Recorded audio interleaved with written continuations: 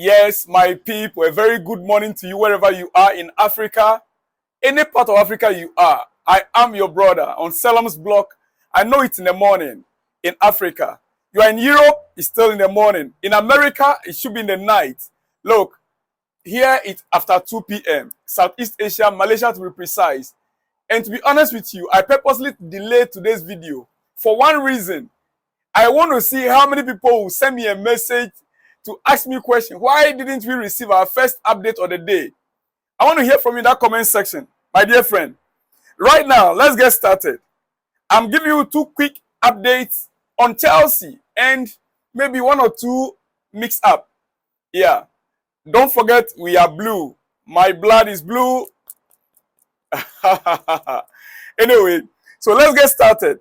Chelsea forward Nicolas Jackson has undergone a minor operation on his wrist, although he is set to be available for the visit of Arsenal when club football returns after the international break. The 22-year-old attacker has worn a splint in his past two outings for the Blues after experiencing some discomfort in the area ahead of the 1-0 Carabao Cup triumph over Brighton. Nicolas Jackson picked up an injury on his wrist, pain on his wrist. If you observe him, he has a wristband. There was a band on his wrist, splint on his wrist to keep it protected. Now that we are on international break, he quickly went in for a surgery, and that has been done perfectly. So it is believed that the striker will be available after the international break, meeting with Arsenal. So Arsenal fans don't think that our striker is injured. No. Nicolas Jackson has gone through the surgery already, and he is now going to be ready for the game against Arsenal. We know our weakest link is the striking department. We know that. But even that, Jackson on a good day, you will see what will happen to you. You will see what will happen to you. So Chelsea fans, there's no cause for alarm at all. He's all right, and he will be available on 22nd of October for that game. Yeah. It was announced yesterday about Eden Hazard. Yeah, his retirement was announced yesterday, and many information messages were coming in from friends and loved ones, from coaches, from players, ex-players and current players, those who played against him, those who play with him. This message, actually from Fabrizio Romano. Let me read for you quickly. Eden Hazard announces his retirement from professional football. You must listen to yourself and say stop at the right time. This is the actual message that Eden Hazard posted to announce his resignation. He says that you must listen to yourself and say stop at the right time. How many of us can look at money and we will say, no, it is the right time for me to stop pursuing the money. Let me now relax myself and enjoy what I have. But Eden, at the age of 32, was able to do that. Eden Hazard, 32, we know his talent. After 16 years and more than 700 matches played, I have decided to end my career as a professional footballer. Yeah. I was able to realize my dream.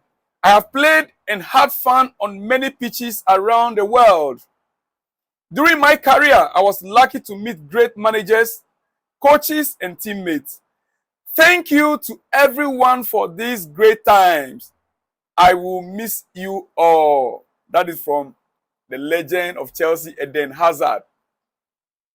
Eden Hazard. He continued. I also want to thank the clubs I have played for.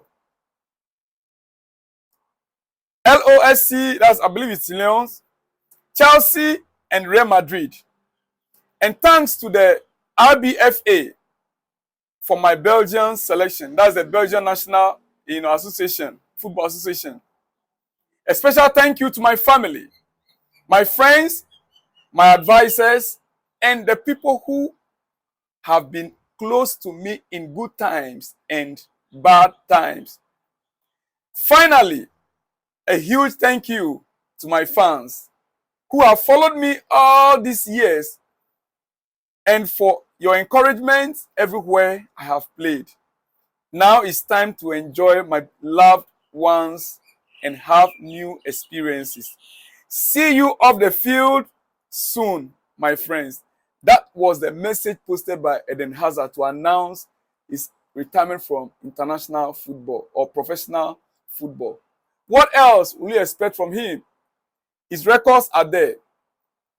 I personally, Chelsea fans all over the world, we know his legs. He doesn't train well. We also know that he doesn't like training. He goes to the training pitch and he does his own thing. Yet the coaches, they will still feature him. It was hard for Mourinho to, leave Hazard on the bench for lack of training. That is the kind of player he is. Very talented. When you watch him play, 4 defenders, he can take them on and he will score. He can take 4 defenders on and he will give a great pass, great assist. That is Eden Hazard for you. What else should we expect from him? He's finally hung off his boots, Eden Hazard. I want to read from a former teammate, like Remy, on Eden Hazard, 2020, when they were both in Chelsea. I remember when Remy came to Chelsea. This is what he said. I knew Eden before I signed for Chelsea.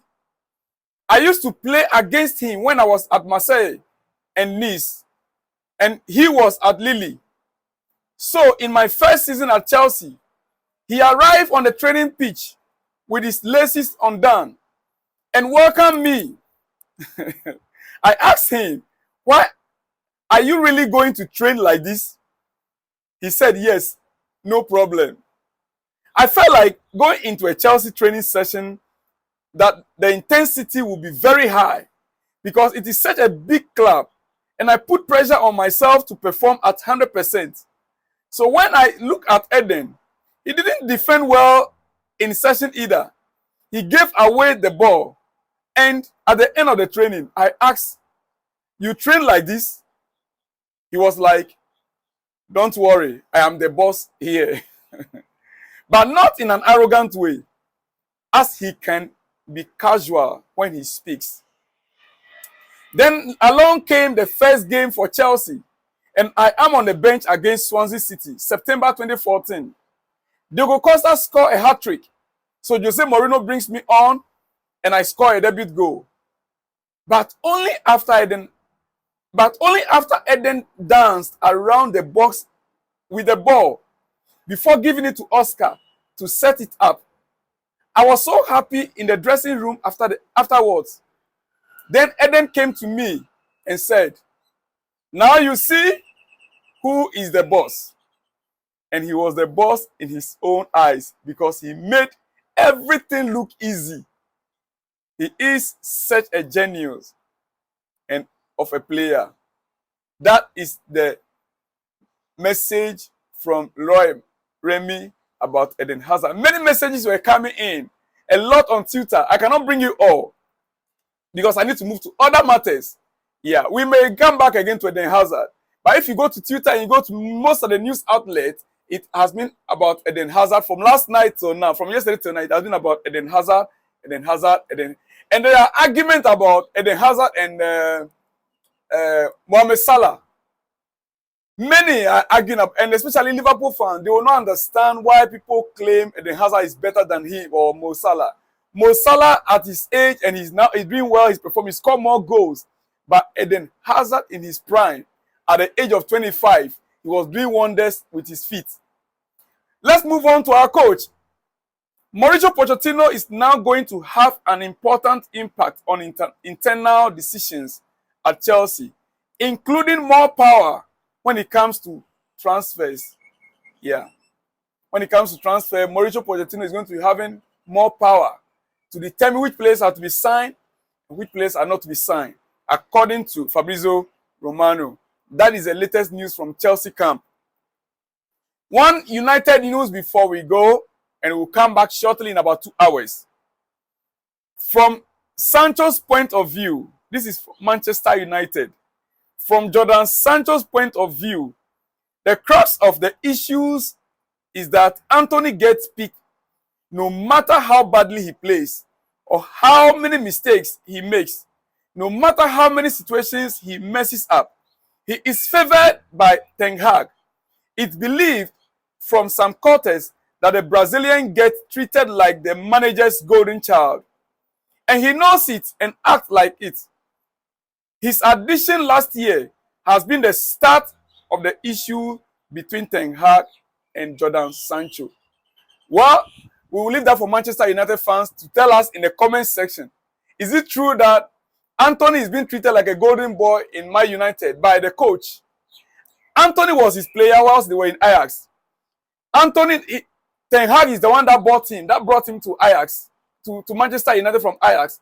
So you expect, he knew Anthony from, beginning. They both were in the same team. So you expect that he'll be given a special treatment from Ten Hag. But not because of Anthony, the rest will be ignored. But that is a feeling among most players in Manchester United right now. And that is why I said it earlier on, and I'll continue to say it. Eric Ten Hag's man management needs to be watched carefully. He has a problem with man management. Most of the players in the dressing room are not happy. Look, my dear friend, I will still come your way in the next few hours. Look out for the next video. Subscribe if you have not yet subscribed. Comment in that comment section, and please remember to on your notification button, because any exclusives, you'll be the first to be updated. I'll see you when you see me. Shalom and peace.